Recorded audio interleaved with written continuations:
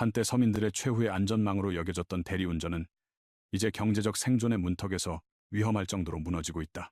우리는 왜 이 접근 가능한 직업이 오늘날 한국의 수많은 절박한 노동자들에게 갑자기 가장 위태로운 선택으로 변모했는지 자문해 보아야 합니다. 강남 220호의 밤 10시에는 이제 한때 번화했던 거리에서 기다리는 택시보다 텅 빈 점포 셔터가 더 많습니다.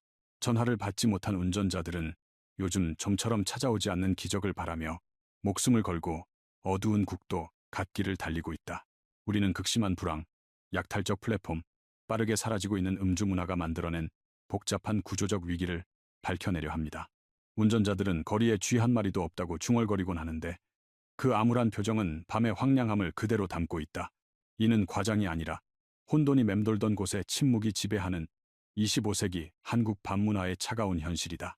불과 몇 년 전만 해도 어느 금요일 밤의 강남역 일대는 흥청거리는 소리와 소음, 끝없는 이동이 난무하는 혼란스러운 전쟁터였다.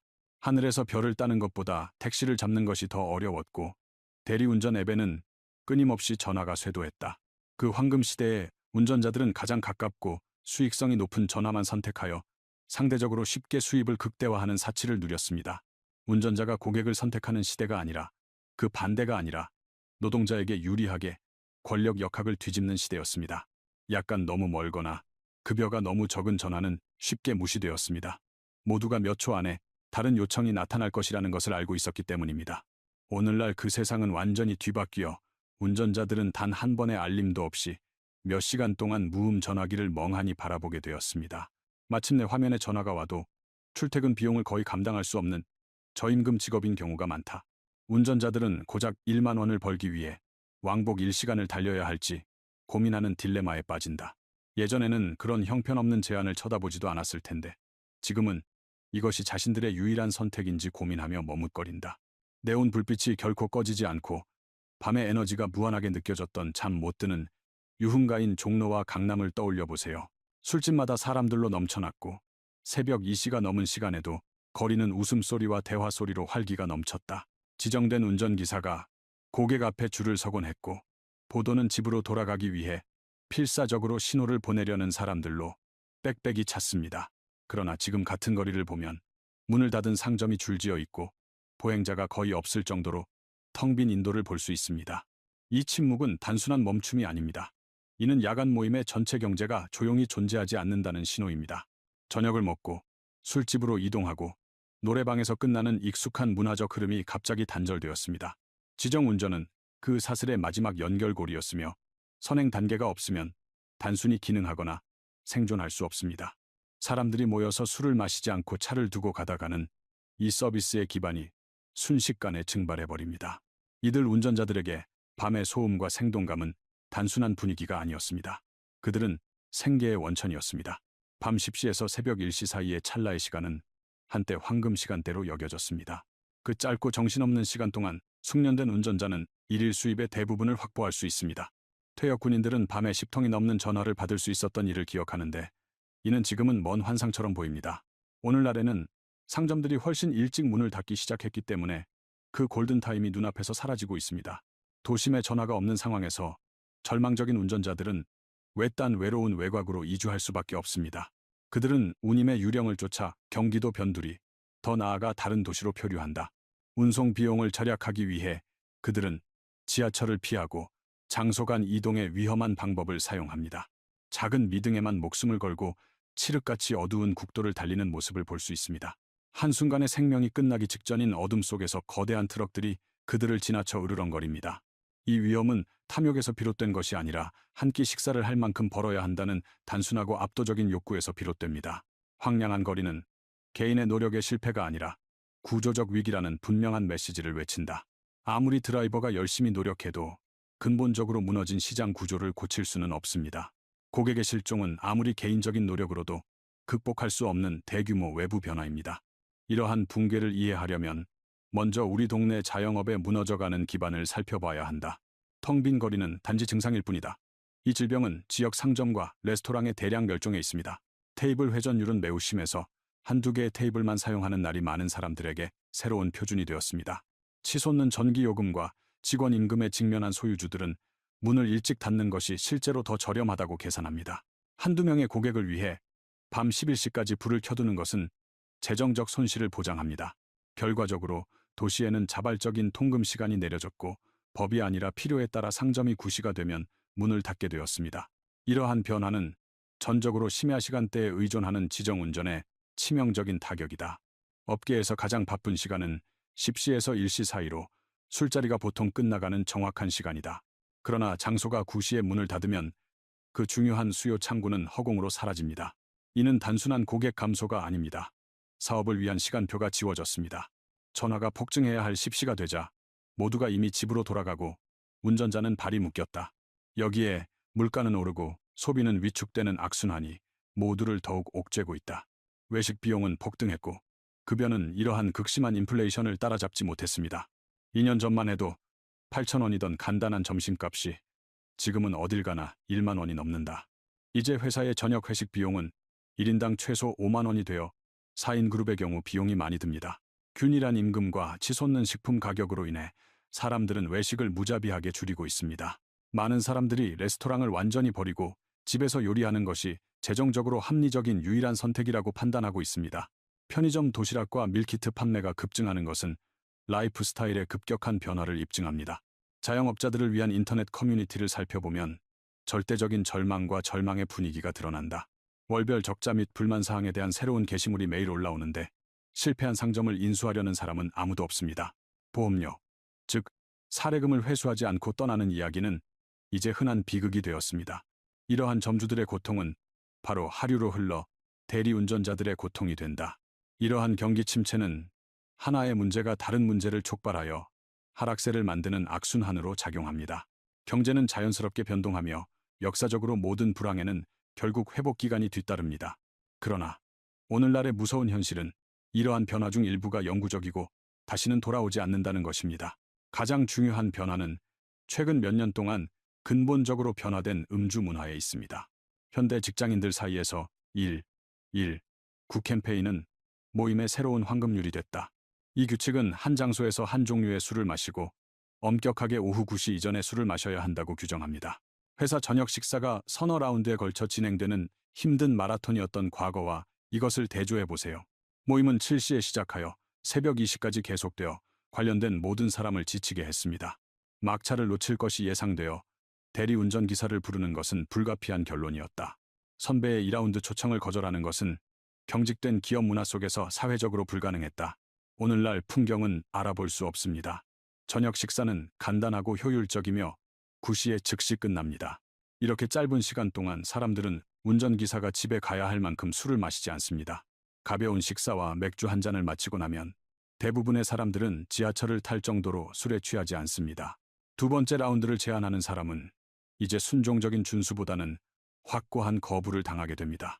시장 통계는 이러한 되돌릴 수 없는 변화를 확증하며 무알코올 맥주 판매가 연간 엄청난 폭으로 급증하고 있음을 보여줍니다. 이제 편의점에서는 이러한 새로운 소비자 수요를 반영하여 무알코올 제품을 판매하는 주요 선반 공간을 마련하고 있습니다. 술에 취하는 것보다 가볍고 향긋한 음료를 선호하는 사람들이 많아지면서 무거운 술은 하이볼로 대체되었습니다. 무알코올 칵테일만을 제공하는 바가 생겨나 술 없이 분위기를 원하는 사람들을 만족시키고 있습니다. 젊은 세대에게 술은 더 이상 사회적 윤활유나 재미를 위한 필수 요소가 아닙니다. 그들은 건강과 자기 관리를 우선시하며 숙취를 개인 피트니스 목표에 해로운 것으로 간주합니다. 이제 젊은이들은 어둡고 연기가 자욱한 늪에 모이기보다는 인스타그램에 올릴 만한 음료가 있는 밝은 카페로 모여듭니다. 이는 단순히 지나가는 추세가 아니라 대리운전의 1차, 고객층이 빠르게 노령화되고 있는 인구 절벽 현상입니다. 수십 년 동안 업계는 음주와 자동차 소유에 익숙한 40, 50대 남성에게 크게 의존했습니다. 그들은 밤새 의무적인 사교 활동을 마친 후 대리운전 호출을 필수적이고 타협할 수 없는 서비스로 여겼던 세대였습니다. 그러나 이들 충성 고객이 하나둘 은퇴하면서 그들을 대체하는 세대는 전혀 다른 가치를 식탁에 가져온다. 오늘날의 20, 30대 직장인들은 강제 음주를 혐오하고 회사 충성심보다 개인 시간을 우선시한다. 술자리에 자가용을 운전하는 대신 지하철, 택시, 공유전기 스쿠터를 이용해 이동합니다. 그들은 애초에 행사장에 가져오지도 않은 차를 운전하기 위해 다른 사람에게 돈을 지불할 이유가 전혀 없다고 생각합니다. 오늘 유튜브를 탐색하면 저녁 파티를 통해 점심 만찬이라는 새로운 기업 트렌드를 축하하는 수많은 동영상을 볼 수 있습니다. 팀은 멋진 레스토랑에서 식사를 하고 디저트로 간단한 커피를 마시고 해산하여 저녁 시간을 완전히 자유롭게 보냅니다. 런치 디너라는 용어는 밤을 되찾고자 하는 절박한 열망을 반영하며 기업들은 놀랍게도 이러한 변화를 지지합니다. 고용주의 경우 모임을 점심시간으로 옮기는 것은 저녁 행사에 대한 초과 근무 수당의 복잡성과 비용을 피하는 것을 의미합니다. 내일 경제가 다시 활기를 띠더라도 이러한 문화적 변화는 저녁 운전자에 대한 수요가 다시는 돌아오지 않을 것임을 의미합니다. 사람들은 술 없는 삶의 자유와 되찾은 저녁 시간을 맛보았고 예전 방식으로 돌아가고 싶지 않습니다. 시장은 단지 자금 부족으로 인해 위축되는 것이 아닙니다. 서비스에 대한 근본적인 요구가 만료되고 있기 때문에 규모가 줄어들고 있습니다. 외부 세계가 무너지는 동안 우리는 이제 이러한 드라이버가 실제로 자신의 작업을 찾는 플랫폼 내부를 살펴봐야 합니다. 운전자는 현재 숨막히는 이중 문제에 갇혀 있습니다. 즉, 외부에서는 작업이 사라지고 내부에서는 약탈적인 시스템이 발생합니다. 이러한 내부 압박을 이해하려면 이러한 앱 기반 플랫폼이 실제로 화면 뒤에서 어떻게 작동하는지 조사해야 합니다. 고객이 버튼을 누르면 플랫폼은 고객을 근처의 운전자에게 연결해 과거의 수동 배차를 대체합니다.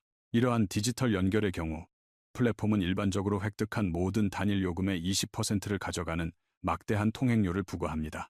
호황기에는 수입의 5분의 1을 포기하는 것이 꾸준한 일을 위한 공정한 거래처럼 느껴졌습니다. 그러나 이 극심한 불황 속에서 고정된 20%는 생존에 있어서 견딜 수 없는 부담으로 바뀌었습니다. 파이는 극적으로 줄어들었지만 플랫폼은 계속해서 똑같은 조각을 스스로 잘라냅니다. 운전자에게 남은 부스러기는 더욱 줄어들어 집에 가져갈 수 있는 것이 거의 없게 됩니다. 그러나 돈은 악몽의 절반에 불과합니다. 알고리즘으로 알려진 조용하고 보이지 않는 통치자는 훨씬 더 나쁩니다. 알고리즘은 어느 운전자가 어떤 전화를 받을지 순식간에 결정하는 디지털 두뇌입니다. 추론할 수 있는 인간 디스패처가 아니라 코드에 묻혀있는 냉정한 규칙 집합입니다. 이 시스템은 운전자의 눈에 내부 작동이 완전히 숨겨져 있어 무서운 블랙박스처럼 작동합니다. 운전자는 한 번의 잘못된 움직임으로 인해 알고리즘이 자동으로 처벌을 가할 것이라는 끊임없는 두려움 속에 살고 있습니다. 모든 사람이 무슨 수를 써서라도 피하고 싶어하는 저임금 장거리 여행, 즉 악명 높은 똥전화가 있습니다. 그러나 귀하가 감히 똥호출을 거부하면 알고리즘이 귀하를 블랙리스트에 올릴 것이라는 소문이 계속되고 있습니다. 당신은 이를 거부한 것에 대한 벌로 몇 시간 동안 무음전화기를 쳐다보고 있는 자신을 발견할 수도 있습니다. 플랫폼 회사들은 시스템이 어떻게 작동하는지 공개를 거부하기 때문에 누구도 이를 확실히 증명할 수 없습니다. 운전자는 미신과 직감에 따라 길을 찾아야 하며 볼 수 없는 디지털 마스터 주의를 살금살금 걸어야 합니다. 법적으로 이들 운전자는 플랫폼 직원이 아닌 독립 계약자, 즉 개인 사업주로 분류됩니다. 이 분류는 이론적으로 그들이 원할 때마다 일하고 원할 때마다 멈출 수 있는 자유를 부여합니다. 그러나 실제로는 이러한 소위 자유는 법적 보호를 박탈하기 위해 고안된 잔인한 환상입니다. 알고리즘이 귀하의 수입을 통제하고 귀하의 선택을 처벌한다면 귀하는 진정한 독립 사업주입니까? 그들은 보이지 않는 사슬에 묶여있고 모든 위험을 안고 살아남기 위해 플랫폼의 변덕에 복종할 수밖에 없습니다. 이로 인해 우리는 이 합의의 가장 위험한 측면, 즉 안전망이 전혀 없다는 사실을 알게 됩니다. 상사 또는 독립사업주라는 존경받는 호칭에도 불구하고 이 직함은 권리 부족을 숨기는 빈 껍질인 경우가 많습니다. 법적으로는 사업자로 분류되지만 실질적으로는 실제 사업자가 누릴 수 있는 보호를 거의 받지 못한다. 업무를 수행하다 부상을 입은 모든 사람에게 기본적인 안전망 역할을 하는 산재보험을 생각해 보겠습니다. 일반 직장인의 경우 직장에서 다치면 국가에서 치료비와 생활비를 지원해준다. 공장 직원이 손가락을 다치거나 배달원이 충돌하는 경우 일반적으로 이 국가 시스템이 적용됩니다. 쉬는 동안 월급의 일부도 받을 수 있어 의료비 걱정 없이 회복에 집중할 수 있다. 그러나 대리운전의 경우 이 중요한 안전망은 역사적으로 구멍이 많거나 전혀 접근할 수 없는 시스템이었습니다. 고객의 차를 충돌시키거나 특정 장소로 달려가다가 넘어져 다리가 부러지는 경우 비용은 본인 부담입니다. 논리는 냉담합니다. 당신은 상사이므로 자신을 돌봐야 합니다. 그들의 실제 업무 현실을 무시합니다. 퇴직 시 퇴직금도 없고 근무 시간에 대한 최저임금도 보장되지 않습니다. 시간당 급여를 받는 직원과 달리 운전자는 기다려도 전화가 없으면 아무 소득도 얻지 못합니다. 국민연금, 건강보험, 고용보험, 산재보험 등 4대 보험에 대해 들어보셨을 것입니다. 일반 직원의 경우 계약을 체결하는 순간 등록이 자동으로 이루어지므로 생명의 위험으로부터 강력한 보호막을 제공합니다. 회사는 보험료의 절반을 지불하고 노후, 질병, 실업에 대한 준비 부담을 분담합니다. 당신이 우리 회사에 기여한 만큼 우리가 당신을 보살펴주겠다는 것이 기본적인 사회계약이다. 그러나 대리운전기사는 기업의 우산도 없이 이러한 보안의 요새 밖에 서서 악천후에 노출되어 있습니다. 건강보험과 연금 전액을 지역 가입자로 내야 하기 때문에 경제적 부담이 2배로 늘어난다. 매달 수입이 크게 변동하는 경우에도 이러한 고정 비용으로 인해 은행 계좌는 끊임없이 빠져나갑니다. 남들이 반값으로 받는 기본적인 시민권을 유지하기 위해 매달 수십만 원이 사라진다. 이것이 얼마나 후진적인지 이해하려면 유럽연합이 이 정확한 문제를 어떻게 다루고 있는지 살펴보기만 하면 됩니다. 2024년에 유럽연합은 앱 기반 근로자를 보호하기 위해 특별히 고안된 일련의 획기적인 규칙을 제정했습니다. 핵심 원칙은 혁신적이지만 간단합니다. 알고리즘이 작업을 지시하고 가격을 설정하면 당신은 직원입니다. 계약서에 프리랜서라고 적혀 있는지는 중요하지 않습니다. 플랫폼이 귀하의 행동을 통제한다면 귀하를 직원처럼 대해야 합니다. 이 지정은 운전자에게 최저임금, 유급휴가 및 사고보험을 부여하여 업무관계의 현실을 인정합니다. 대조적으로 한국의 노동법은 여전히 20세기의 경직된 산업 틀에 갇혀 있습니다. 우리 법률은 보호를 실행하기 위해 전통적인 상사 하급 계약을 요구하는데 이는 공연 작업을 완전히 포착하지 못하는 모델입니다. 앱 기반 운전자는 완전히 독립적이지도 않고 주에서 직원으로 인정하지도 않은 위험한 법적 회색지대에 떠 있습니다. 법원 판결은 혼란스럽습니다. 일부 판사는 그들을 노동자로 인정하고 다른 판사는 그들의 주장을 완전히 부인합니다. 법적 기준이 너무 모호하기 때문에 운전자의 기본권은 전적으로 판사가 사건을 심리하는 운에 달려 있습니다. 안전망이 사법 룰렛 게임에 달려있는 삶의 끔찍한 불안정성을 상상해 보십시오. 운전자가 어두운 빙판길에서 사고를 당하면 이 법적 추상은 잔혹하고 물리적인 현실이 됩니다. 엄밀히 말하면 그는 자신의 고용주이고 자신에 대한 책임이 있기 때문에 수술비와 입원비를 스스로 지불해야 합니다. 그가 병원 침대에 누워 회복 중인 동안 그의 수입은 정확히 0으로 떨어졌지만 청구서는 계속해서 쌓였습니다. 병이 나을 무렵에는 의료비와 누적된 생활비로 빚더미에 깔려 있다. 한 번의 불행으로 인해 가족 전체의 경제적 존재가 붕괴될 수 있습니다. 가족이 무너져도 시스템이 이를 따라잡지 않기 때문입니다. 그들은 CEO라는 화려한 직함을 갖고 있지만 가장 불안정한 일용직 노동자의 극도의 취약성을 가지고 있습니다. 그러나 경기 침체, 착취, 법적 방치로 어려움을 겪고 있는 가운데 최후의 치명적인 그림자가 조용히 그들에게 다가오고 있습니다. 그것은 단지 경제나 법만이 아닙니다. 이는 일자리를 완전히 없앨 위험이 있는 기술적 변화입니다. 우리는 더 이상 공상과학이 아닌 곧 시장 현실이 된 기술인 자율주행에 대해 이야기하고 있습니다. 내일 아침에는 문제가 되지 않지만 그것은 자동차 산업의 행성을 향해 돌진하는 소행성입니다. 중국에서는 우한이나 베이징과 같은 도시에는 이미 실제 교통을 운행하는 로봇 택시가 넘쳐납니다. 이는 실험적인 테스트 실행이 아닙니다. 그들은 인간 운전자 없이 유료 고객을 태우는 완전 작동 택시입니다. 처음 탑승하는 승객은 운전대가 저절로 회전하는 동안 뒷좌석에 앉았을 때의 으스스한 느낌을 종종 묘사합니다. 현재는 특정 영역으로 제한되어 있지만 기술은 매 마일마다 학습하고 영역을 빠르게 확장하고 있습니다. 태평양 전역에서 웨이모는 샌프란시스코, 피닉스 등 미국의 주요 허브에서 완전 무인 상용 서비스를 운영하고 있습니다. 25년 동안 이러한 서비스 영역은 공격적으로 성장하여 자율 이동성이 복잡한 도시 환경에서 작동한다는 것을 입증했습니다. 테슬라는 또한 수백만 대의 개인용 자동차를 잠재적인 로봇 택시로 전환하는 것을 목표로 자율주행 기능을 끊임없이 개선하고 있습니다. 세계 최대의 기술 및 자동차 대기업들이 이 경주에 천문학적인 금액을 쏟아붓고 있으며 이는 절대적인 자신감을 나타냅니다. 한국은 복잡한 도로 상황과 엄격한 안전 규정으로 인해 이 기술의 채택이 더디었습니다.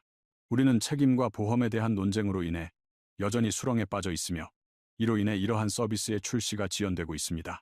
그러나 현대차 같은 국내 대기업들은 막대한 투자를 하고 있고 정부는 이를 따라잡기 위해 적극적으로 법률을 정비하고 있다. 이러한 시스템의 안전성이 전 세계적으로 입증되면 한국의 장벽은 예상보다 빠르게 무너질 것입니다. 대리운전이라는 직업은 다가오는 자동화 혁명의 십자선에 바로 자리 잡고 있습니다. 일의 성격을 생각해 보십시오. 단순히 술집에서 집까지 안전하게 차량을 운전하는 것입니다. 작업을 수행하는데 복잡한 협상, 감정 상담, 전문적인 창의적 기술이 필요하지 않습니다. 이 순전히 탐색 서비스는 AI 시스템이 완벽하게 마스터하는 예측 가능한 A2B 논리와 정확히 같습니다. 승객이 탑승 중에 구두로 지시를 내릴 수 있는 택시와 달리 지정 운전은 정적이고 사전 정의되어 있습니다. 엔진이 시작되기 전에 목적지가 이미 앱에 설정되어 있어 사람의 입력이 거의 중복됩니다. 전면 교체를 위해서는 법적 난관을 극복하는 데 시간이 걸리겠지만 역사의 방향은 이미 정해져 있다. 진짜 비극은 타이밍에 있다. 이 기술적 위협은 경제 붕괴의 정확한 순간에 도래하고 있다. 이 완벽한 폭풍에서 살아남기 위해 운전자는 3, 4개의 앱을 동시에 실행하고 신호를 찾아 반격하고 있습니다. 많은 사람들이 육체를 한계까지 몰아붙이고 물류센터에서 일하며 밤새 술 취한 승객을 몰고 다닌다. 그러나 하루 16시간 일하는 것은 죽음의 행진이지 어떤 인간에게도 지속 가능한 생계 수단이 아닙니다.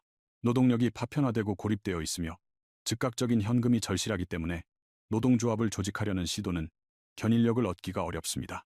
한편 이들 플랫폼 노동자를 보호하기 위한 법안은 끝없는 정치적 무활동으로 인해 국회에서 먼지만 쌓이고 있다. 이번 위기는 운전에만 국한되지 않습니다. 이는 근경제에 종사하는 모든 근로자의 미래에 대한 암울한 미리보기입니다. 배달원, 청소부, 프리랜서는 모두 소위 독립노동이라는 무너져가는 절벽 위에 서 있습니다. 우리는 알고리즘이 우리를 기계처럼 관리하지만 법이 우리를 낯선 사람처럼 보호하는 미래를 만들고 있습니다. 이 산업의 붕괴는 사회적 경고입니다. 경기 침체와 자동화라는 두 가지 힘으로부터 안전한 직업은 없습니다. 이들 운전자는 탄광의 카나리아로서 숨을 헐떡이며 나머지 경제인들은 조용히 지켜보고 있습니다. 우리는 스스로에게 질문해야 합니다. 효율성이 노동자의 기본적인 존엄성과 생존보다 우선하는 사회를 원하는가? 답을 기다리는 동안 운전자들은 깊어가는 밤에도 가난과 맞서 외롭고 필사적으로 경주를 이어갑니다. 이 전개되는 비극에 대해 당신의 생각은 무엇입니까? 아래 댓글 섹션에서 여러분의 의견과 경험을 공유해 주세요. 다음 에피소드에서는 또 다른 폭발적인 산업인 음식 배달 라이더의 모습을 살펴보겠습니다. 그들의 이야기는 놀라울 정도로 유사하지만 플랫폼 세계의 독특하고 위험한 비밀을 담고 있습니다. 해당 조사를 놓치지 않으려면 지금 바로 구독 버튼을 누르고 알림을 켜주세요. 여러분의 지원 덕분에 우리는 기술의 그림자 속에서 종종 보이지 않는 사람들의 이야기를 계속해서 전할 수 있습니다. 최후의 안전망이라 불렸던 대리운전의 조용한 몰락에 대한 보고서였습니다. 시청해주셔서 감사드리며 마침내 혁신과 인간 보호가 공존할 수 있는 미래를 기원합니다. 안전운전하시고 다음 영상에서 뵙겠습니다.